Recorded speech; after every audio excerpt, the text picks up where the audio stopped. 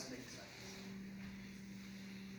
You give your model a name. This could be anything. So let's say this is number one. We can give it a description. This will be central line. Now, we have different tracks that are available. So in that video that you saw earlier, that was the reInvent 2018 track. Now, we have, you can see the Toronto track, we have the Championship Cup, there's a whole bunch of other tracks. So lots of different tracks to pick from. Now, I've got a question for you guys. Why would someone pick a track that has curves versus picking a track that's straight, something like this? Why would you want to pick a more complicated track? To get more testing out of it then? To test it out more? So who's saying that? Oh, okay. Sorry, what was the response? To test it out more, so if you know how it behaves in the worst conditions, you know how to do it in the better ones. Yeah, you're very close to it. Yeah? More reliable. Yep, that too. More data points, correct? Like almost like edge cases. So let's say your model likes to go left more because you have to go in a circle, right? Right. So it'll tend to go left more. Yep. But in like let's say the AWS track right there, there's that curve that goes to the right. Mm-hmm. So since it likes to go left more, there's a chance that it would hop the track over to the other side and continue on with that. That's the answer. So I hope everyone was able to hear that. That's the answer. Everyone else was correct, but that's the answer I was looking for. What's your gift? Right? You want to train your model to know you can turn left and you can turn right. If you train it on a straight track, it will never experience having to make a turn. Right? So what we typically see is at the event, someone would train their vehicle. Let's say to pick a specific track. It's well optimized for that track. We introduce a new track and run into problems. The second problem we see is on this particular track.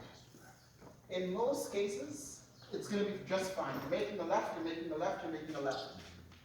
90% of the models, when we deploy it in real life, this is where they crash, right around here. And that's because these are the only times you're going to make a right turn. So the model is heavily optimized for left. It can do left, left, left. It will stay on the track. It gets there, boom, right into the wall. It's really fun to see, but it's scary at the same time because we're sometimes behind it, right? But that's the problem. So the answer is perfect. You have to train a model for different circumstances, all right? Let it know it can turn left. Let it know it can turn right.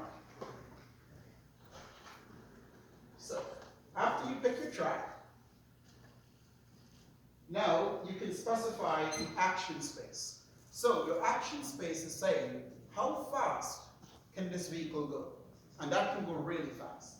It's also saying how much degrees of steering is it allowed? And at what level of granularity?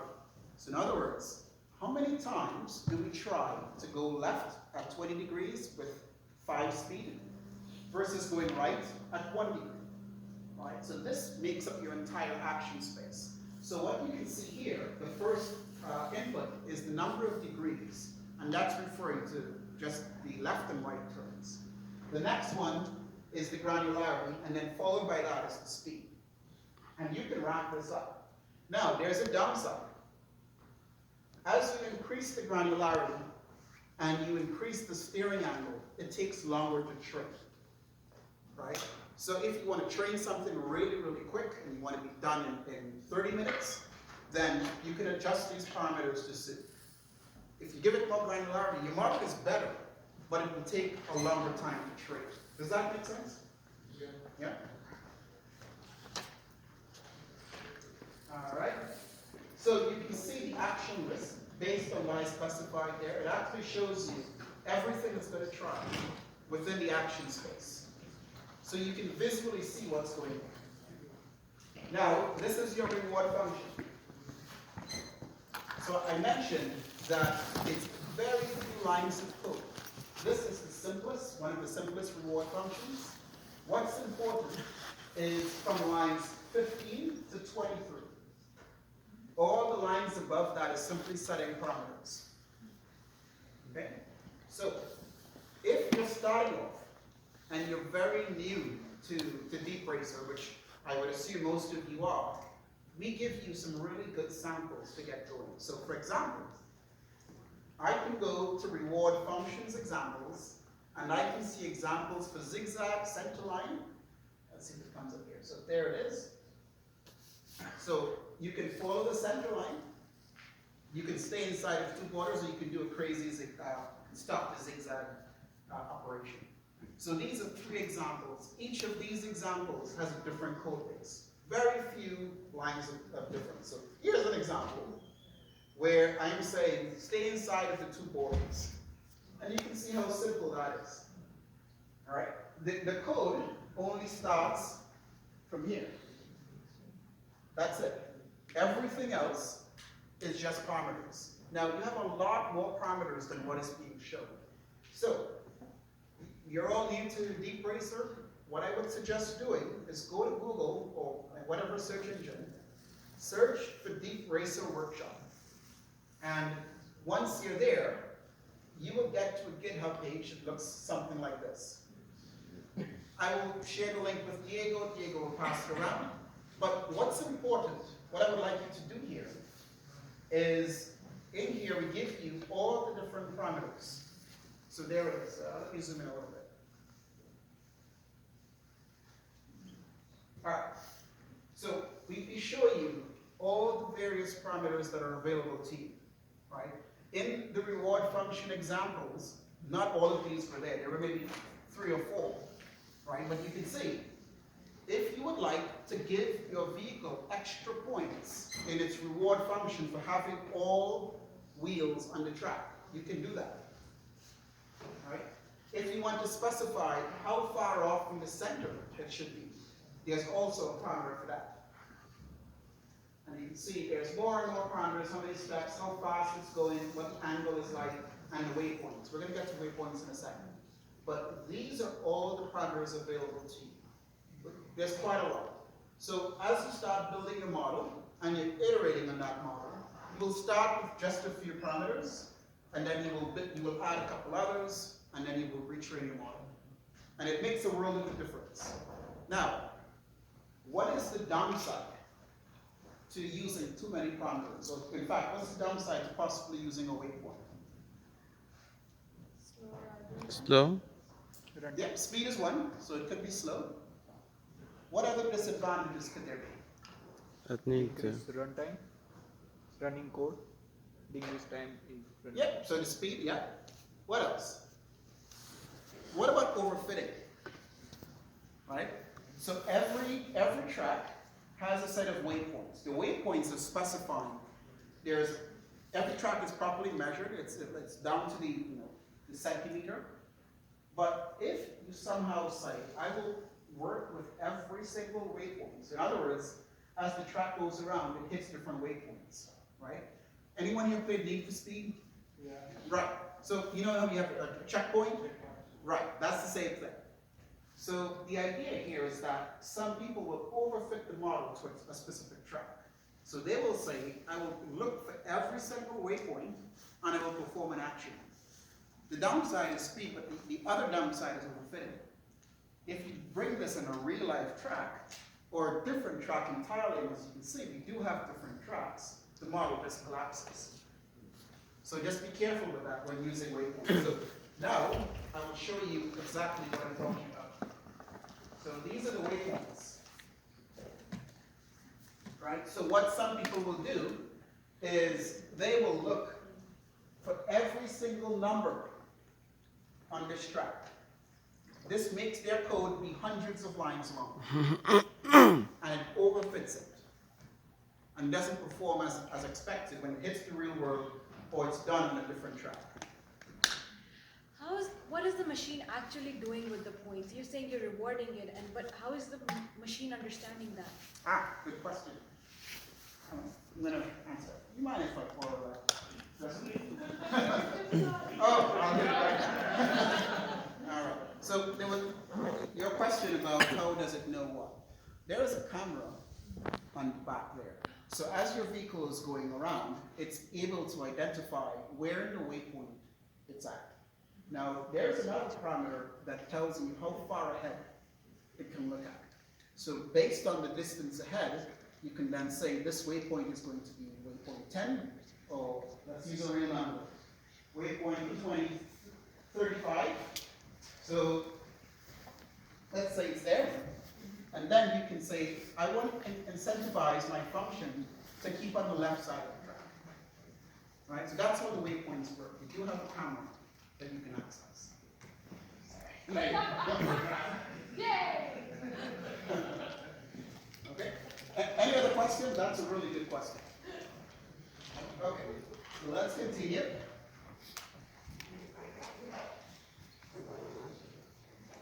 Okay, so I've got my function in here, and you don't have to be a pro at Python. Right? So you could make mistakes. There's a validate button. You hit the validate, and we check your code for you. We tell you if it's correct. So you don't have to be a pro here at all. Just for reference, that's the validate button right there. So I click that, and it checks my code. Oh, I think I got disconnected. Yep, I did.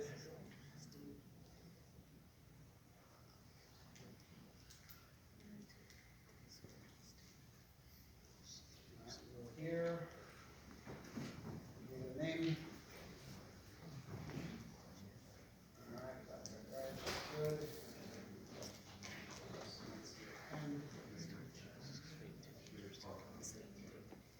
Okay, so I'll just reduce the action list so you can train faster for this example. Here's my code, I hit validate, and now it tells me my function has passed validation, my code looks good, and we'll go forward. Now, for those that are choosing the Deep Racer as your project, I will be working with Diego to ensure that your code is looking good. I'll give you real examples. I will show you what code that others have used to win other competitions, so you won't necessarily be starting from scratch. Additionally, you yourself can jump right into this with the examples I showed earlier. So what you would do is click on the reward function examples, and you can get started. Right? Now just keep in mind the various strategies, the corners, the speed, the angle, and so on. So let's move on. The next step is the hyperparameters. So this is a machine learning model behind the scenes. It's a very interesting vehicle, but at the end of the day, it is machine learning, and the purpose is really to teach you reinforcement learning, right? Which means there are various hyperparameters that are exposed, and this is where you can configure your PPO model to use different parameters. Now, as you change these parameters, it does have a real effect on the training time, right? And also the performance of your model. So that's what HPO, short for hyperparameter optimization, is one of these common things that can sort of eat up your money when doing machine learning. It's not expensive, but if you choose a really large hyperparameter optimization set, your training will run for a longer period of time. It will be better, but it could run for a long period of time. So you want to find that perfect balance when playing around with this.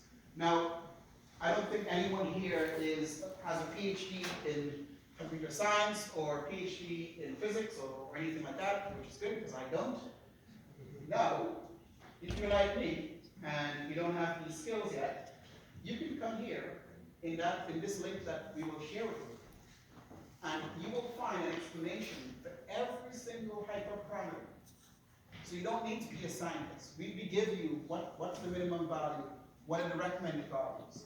And as you go through this, we tell you every single time what are the best values to use. So you can see right here, the recommended values are right there for you.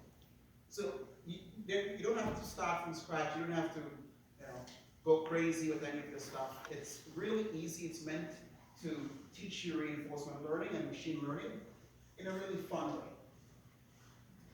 All right, so you can specify the max training time. That's what the start condition is for. And once I'm done, I hit the start training button, which I will do right now.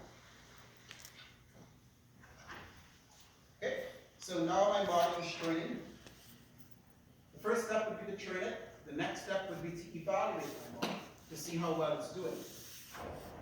You can see there's a little button that says submit to Virtual Race. And what this is doing is in one click, you can submit your model to the virtual circuit.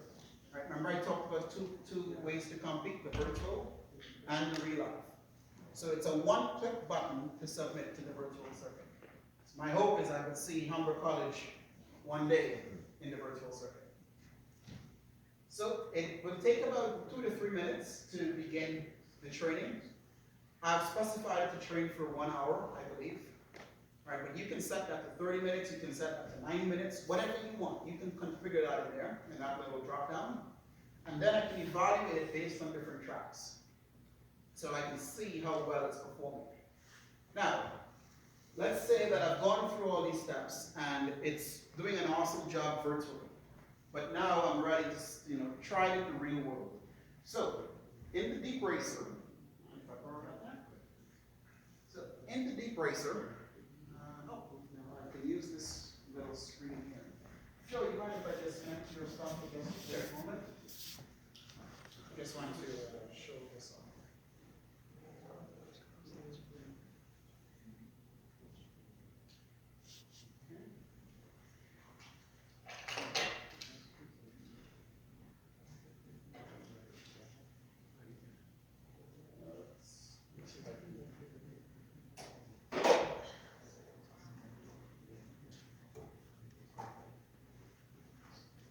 Easier? Okay, so this is the front of the vehicle.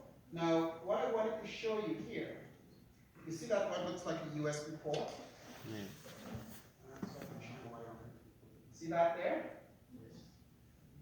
When you're done and your model's been trained, what you can do is simply take a USB stick, export your model. It's going to just one click to export your model. When your model is exported, copy it to the USB, and you by literally push your USB into the Deep Racer on that port I showed you there. After about 10 seconds, the light on the Deep Racer will turn blue. That's when you know your model has been copied to the Deep Racer. And then you can immediately start racing it on the track. So that's the process. You would export it once it's done training, all the steps we looked at earlier. Once that's done, put it in the USB, plug the USB into the device, and you can race. It's that simple. Does that make sense? Yeah. Yep. Okay. All right, let's see if our model has started training yet.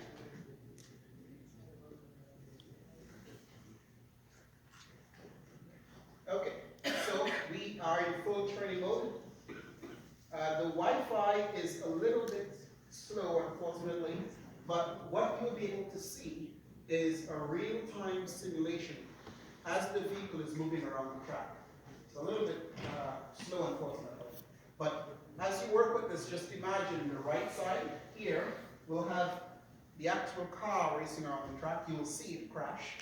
You will see it do well. Then on the left side, remember when I said you will see very specifically what the reward points are as it's working. This is where you will see in this box. So you will see how your model is doing as it progresses and as it goes through training. Now, I believe I have a properly trained model that I can demo for you. Here's one. So I just want to walk you through a real life example. So this model is horrible. It's a very basic model. It didn't even complete the track, if I remember correctly. There, it never completed. So it's the worst model you can possibly find. But you can see here what my reward points have accumulated to. Your real model will be able to hit over 500 plus points as you start working with it. So this is the worst case scenario. I guarantee you cannot build a worse model than this. Right? But this is the idea. So now, my model is trained. I can start evaluating it. So I can click a button, start new evaluation. I will then choose a track. So let's say I will pick the Championship Cup track. And I can specify how many runs around the track I want it to be. I can immediately submit it to the virtual link if I wanted to. I don't want to right now, so I'm going to skip that. Then I'm done. I hit one button to start evaluation. So you can see here how easy this is for me to train a model, evaluate my model, and if I wanted to, I could submit the model immediately after evaluation if I like the performance. Does that all make sense so far? Yeah. Yeah? All right. So we will come back to this. Let's, Wi-Fi is a little bit slow for some reason. All right. So let's move on. Okay. So I mentioned I will touch the architecture after I showed it to you, and the reason is because I wanted to make sure you understood the actual components and the way it functions. So, behind the scenes, SageMaker, our machine learning service that does the training, the hosting, and the deployment, is running in the background. So when you train a model, behind the scenes, SageMaker is running. Additionally, RoboMaker, our robotics service, is also running. Is there anyone here doing robotics? No? No? So RoboMaker is running in the background as well. These are the steps. So we created our model. We've set up the training. We're currently in this step right now. The other model I showed you, we're now here. And then of course, I will then tweak and make the cycle until I'm happy. When I'm happy, I can submit. Or in your cases, you can do an actual race. We walked over the reward function. You saw how easy it was to use. You don't have to be a master programmer. You don't have to know Python at all. It's very easy to use. Most of the people that come to reInvent or come to the Toronto summits or any of the summits globally in the 30 cities we participate in, they don't know programming. They don't know machine learning. This is all their first time, and some of them actually win. So this is the components of the track. Let me see if I can lower the brightness a little bit. All right.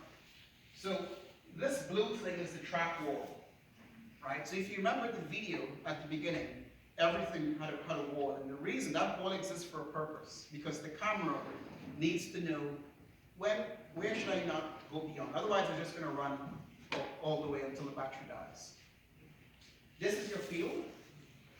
Right, so your waypoints on this side in the middle, you have another waypoint on this side, and then you have another waypoint on this side, all across the track.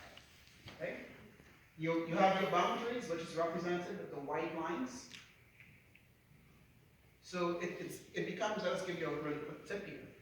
It's really interesting when we see the real life competition, because sometimes you see those that really optimize for the center line, and then you see those that are really using NASCAR level racing strategies, where some of them will keep to the white all the way here. As it detects there's a corner, they immediately cut to the far left and stick to that other white line. So there's really interesting ways that people are going about doing this. And then of course you have your center line in the little yellow stripes. These are the various components. So I mentioned the waypoints. So all of these little dots here are your waypoints. Every waypoint is numbered, right? So there's an actual number, and in your code, you can do if statements and loops against this number. So it's an actual integer. You have your track width. As the vehicle moves around, it does have full X, Y, and Z axes that you can maneuver with. Let's see. Yeah, we covered all that. Perfect. We talked about the action space, right? You saw I was able to change that. As I increased or decreased it, the number of action space items reduced. These are the ways the hyperparameters affect the algorithm. So I talked about it being fast or being slow, overfitting, and different things like that. You find the perfect balance this way. This is the circuit. This is what it looks like as you begin going to computing in the circuit. And we're approaching the end here now. Okay, so here's what's under the hood. I will drop the lights one more time. So this is what's running in the background on this particular vehicle. So you can see the way the components are broken down. That's your camera module. This is your chassis, that's your heatsink. This here is your motherboard. And of course you have your different chipsets. And that's the full breakdown. Now these little pins there, they seem a little weird, but the reason they're there is because this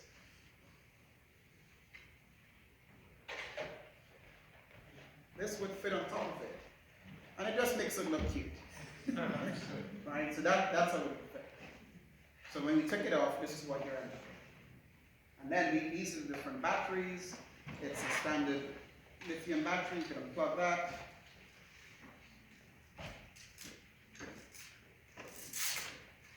And press the strap.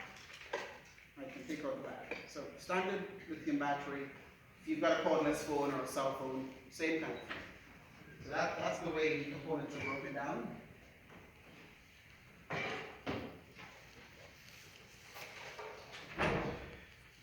Behind the scenes, there is an Intel CPU. We are using an Intel motherboard as well. You can see, I mentioned that it's taking a bunch of photos as the car is moving along the track. It's a 4 megapixel camera, so it's nothing too crazy or high def. And then we have a bunch of software running in the background. For those that have worked with robotics and have worked with the ROS before, it is using the ROS OS. This is the full architecture behind the scenes. So this is your camera. This is the MJPEG video. There is an OpenVINO, which is Intel's product, and it then sends the results, and of course it then hits AWS at some point. That's the full architecture breakdown. The previous slide is the full hardware components of the deep bracer. All right. Any questions on deep bracer?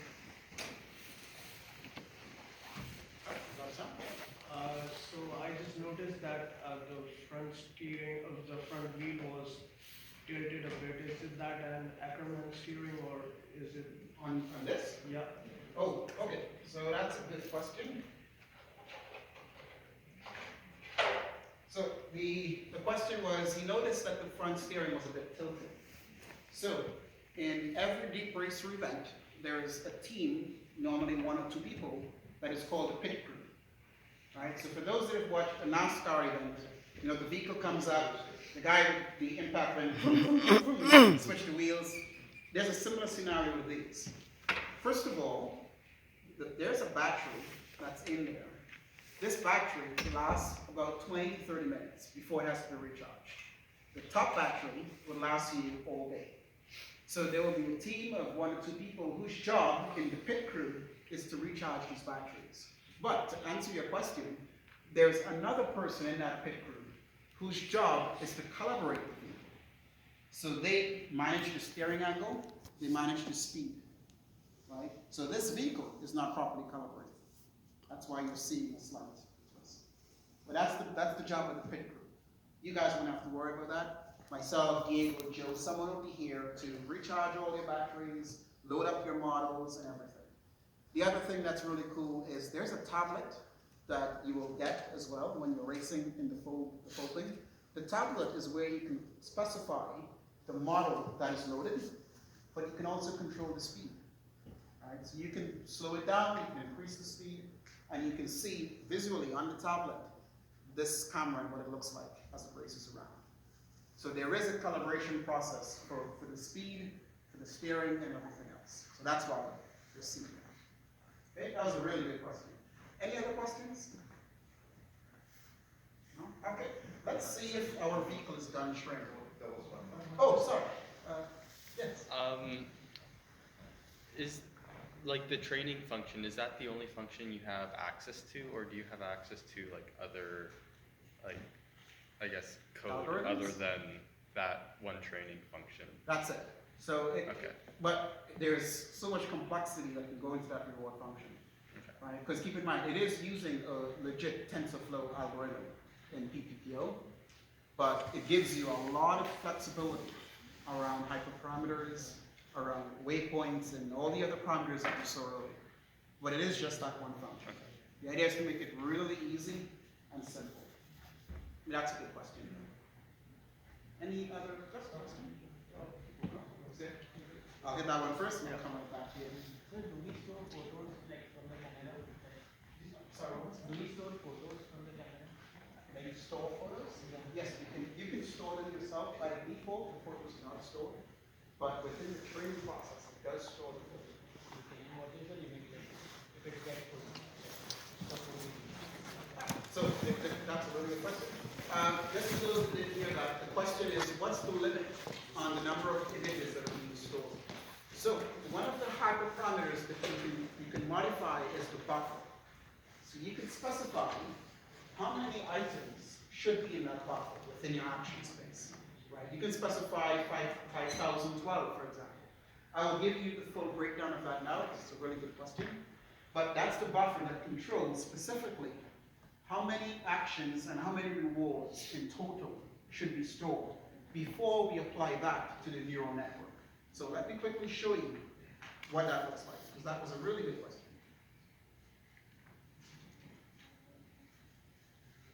All right, here we go. I'm just going to increase this for you.